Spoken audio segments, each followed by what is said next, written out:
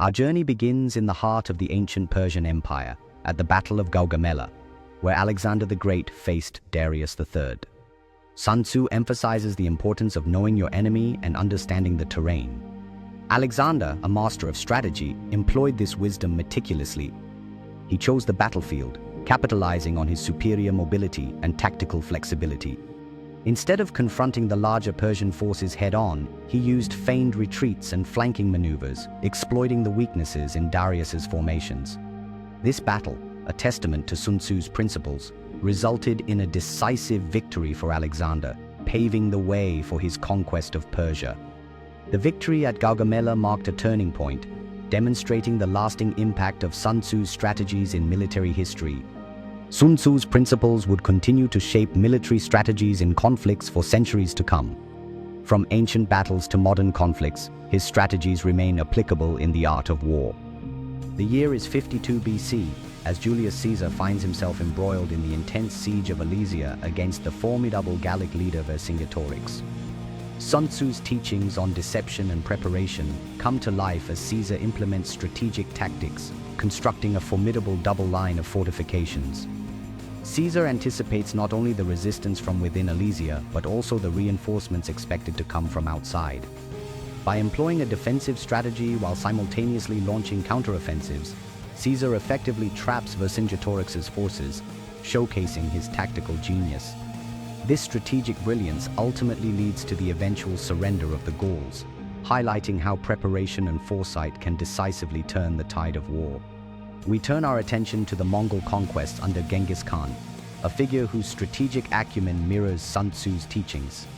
Genghis Khan understood the significance of swift movement and adaptability, key tenets in the art of war.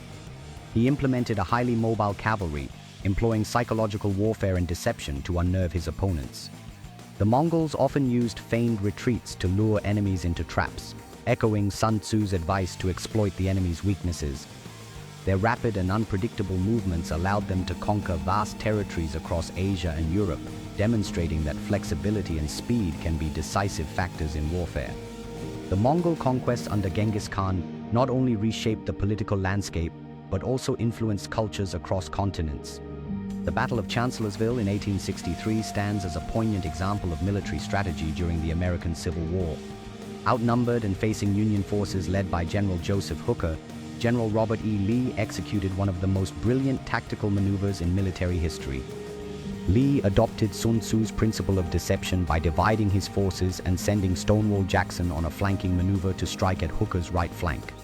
This bold move caught the Union Army off guard, leading to a stunning Confederate victory despite their numerical disadvantage. Lee's ability to adapt and surprise his opponent exemplifies the strategic wisdom imparted by Sun Tzu. The aftermath of the Battle of Chancellorsville highlights the intense human cost of the conflict and the resilience of the Confederate forces. Finally, we arrive at the Pacific Theater of World War II, where the principles of Sun Tzu were evident in the strategies employed by both the Allies and the Japanese forces. The Japanese attack on Pearl Harbor, while initially successful, ultimately failed to secure a decisive victory due to their underestimation of American resilience and the importance of intelligence. Two critical lessons from the art of war. In response, the Allies employed a strategy of island hopping and intelligence gathering, exemplified by the Battle of Midway.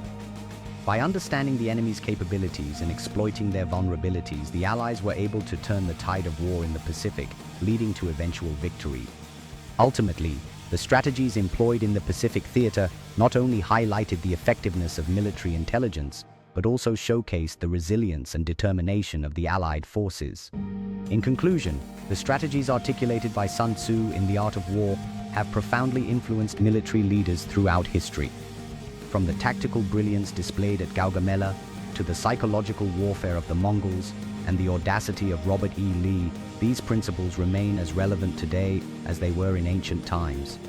As we reflect on these historical moments, let us recognize the enduring wisdom of Sun Tzu, reminding us that understanding, adaptability, and foresight are the cornerstones of successful strategy. Thank you